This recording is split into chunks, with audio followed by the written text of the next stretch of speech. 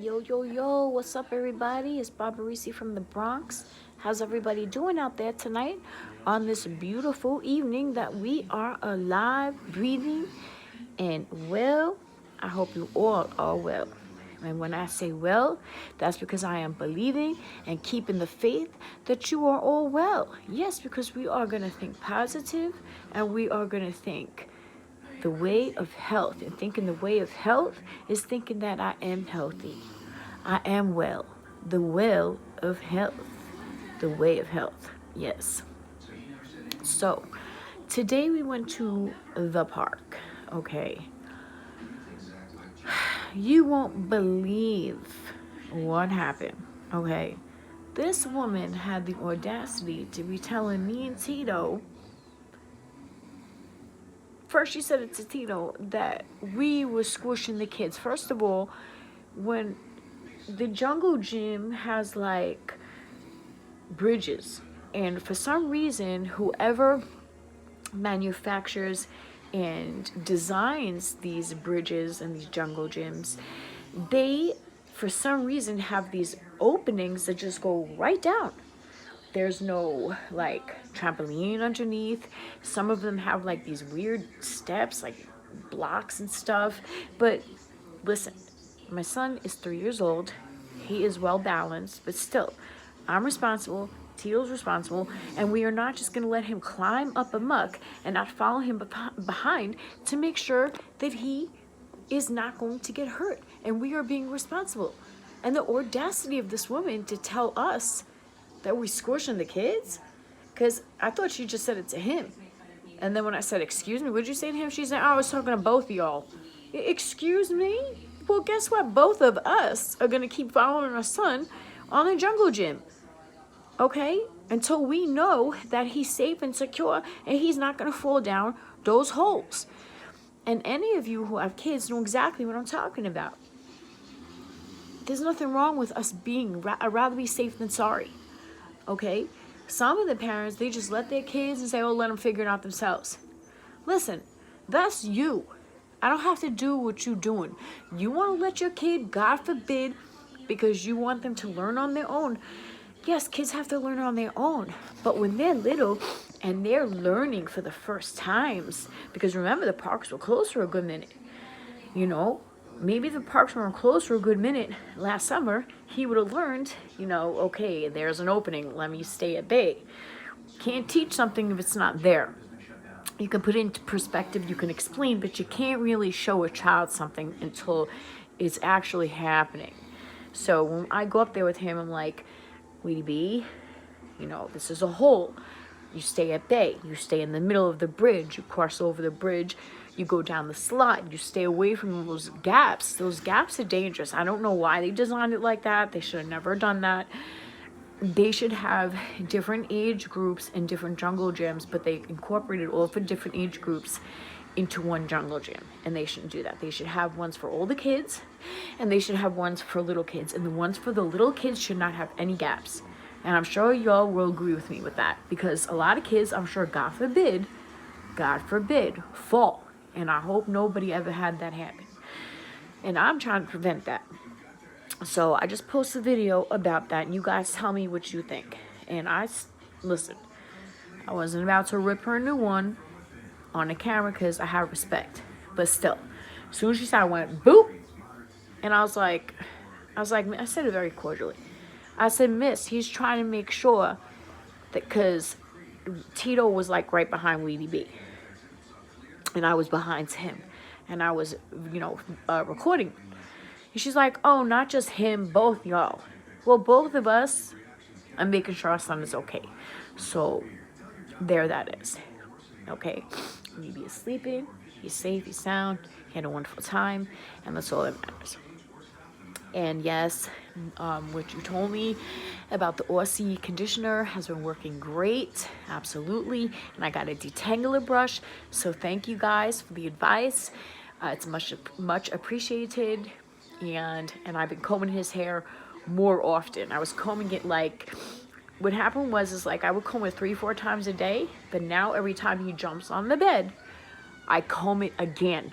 Because what happens is when Weedy B jumps around, his hair's curly, so it knots up fast. That's why what I do is, see, if I wouldn't put my hair in a knot like this, in a bun, my hair would do the same thing. Me and him have the same type of hair, where if I do not constantly comb it, or if I do not put it up in a bun, and Weedy B will not let his hair up in a bun, so I have to constantly comb it.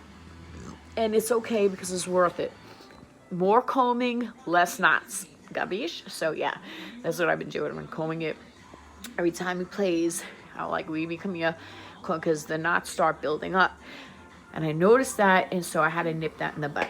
So yeah, so now I'm combing his hair like 6-7 times a day instead of 3-4. So, you know, it's worth it, like I said, because once those knots start, he starts getting dreads, just like mama. Oh, I get dreads. Woohoo! I remember when I was in jail, I had dreadlocks, and the Jewish guy I was with a long time ago, he loved, I gotta tell you guys a story about him.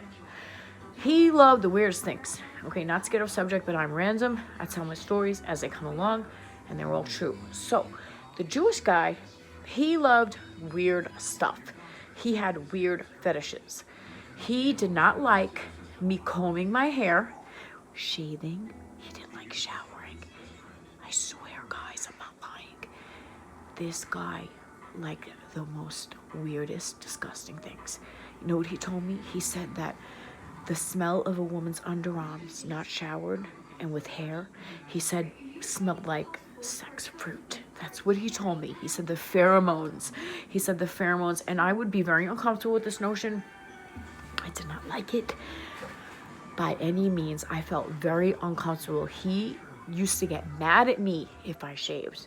And remember, this man was paying my way before I became a prostitute. So, you know, I had to do what I had to do for him to keep being attracted to me, right? Because I wasn't a prostitute yet, but I was in Hunts Point, but he was paying and we would be in hotels.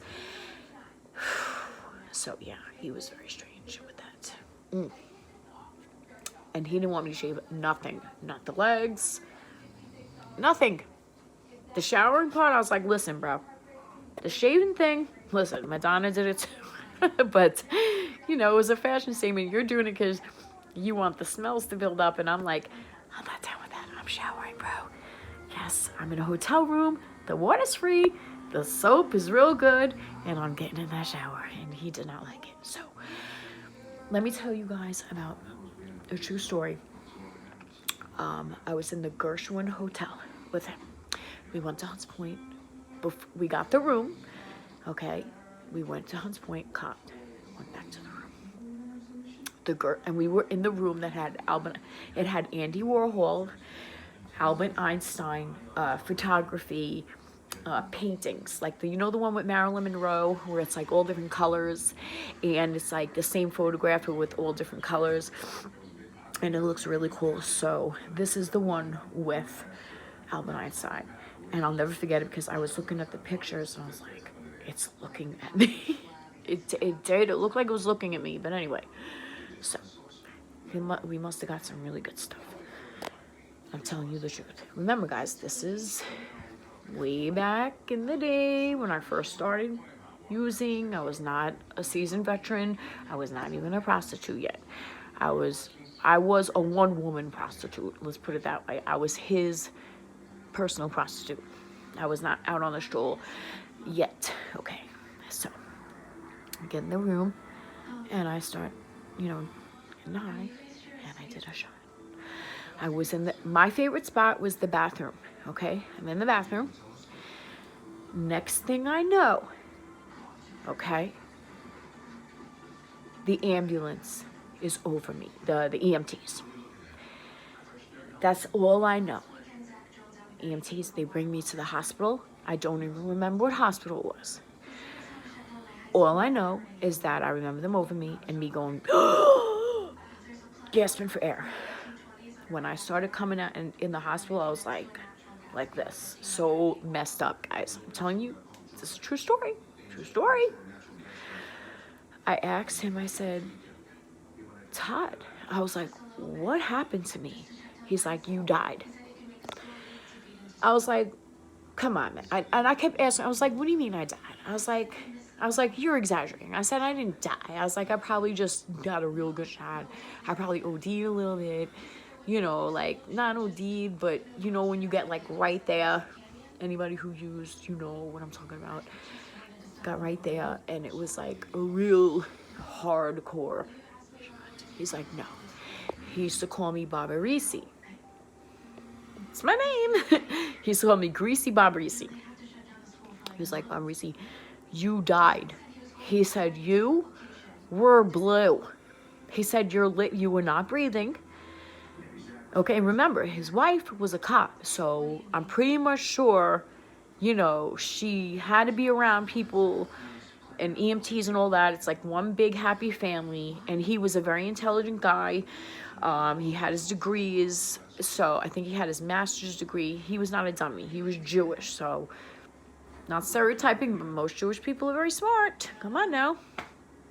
So he was Jewish and Italian. I guess that's the best combo. Italian, Jewish, whatever. But anyway, they say Italian and Jews go hand in hand. That's the old saying, you know. But he said that I was blue. I'm talking about blue. He said my whole face was blue. My lips was blue. He said he took my pulse. He said I had none. He said I was dead. He said, you were dead. He's like, there's no doubt about it, you were dead. You were dead. And I'm like, I was dead. Okay, you're telling me I died. So I died. And what happened? Did the EMTs revitalize me? Did they revive me? Did they give me mouth to mouth? Did they, you know, get those electric pads and bring me back to life? He said no. He's like, but what did happen, he's like, as soon as the EMT came in the bathroom, they were just about to administer, I forget the name of the electric pads or whatever, administer resuscitation. Okay, let's put it to you that way. He said as soon as they were about to do it, that I gasped for air, like, and I remember that part. I remember that. I remember it. I do remember gasping for air. I remember wobbling after that, and I was really fucked up. But according to him, I died. So this is another true story that I experienced. So here's another thing that I went through. Apparently I died. I mean, it's not medically proven, but I don't know why he would want to tell me this over and over if it wasn't true. Like, why would someone just want to say that to me? So, another thing I went through. And whatever doesn't kill you make you stronger, right, guys? Thanks to the good Lord, I'm still here, I'm still breathing, I'm a little EV, I'm clean and sober, and I don't have to go through those things anymore.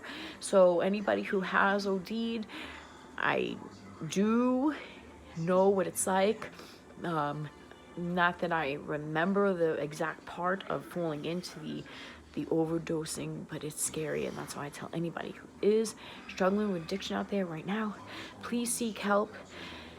There's plenty of places that you can seek help. You can look online. I know it's hard. Believe me, I'm a seasoned veteran when it comes to addiction. I know all about it. In, you know, cocaine, heroin, and crack. As far as other drugs and opiate pills, that's how I started out. But that was very short-lived. But, so opiates and cocaine, let's put it that way. I never did, like, I did shrooms once. One time. They were very old, and all I seen was the colors, rainbows, the color spectrum around the lights. I didn't see like weird things, just colors. They were very old, and that's it. I never did acid. I never did what was that, ecstasy.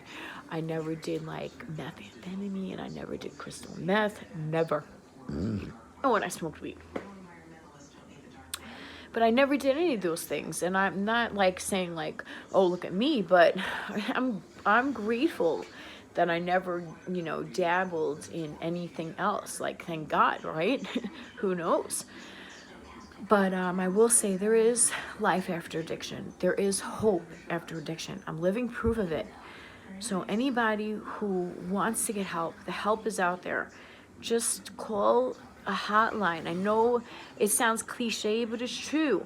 They'll lead you to a place of recovery. There is hope. I'm living proof. And I hope anyone who is struggling with addiction out there does get the help that they need, guys.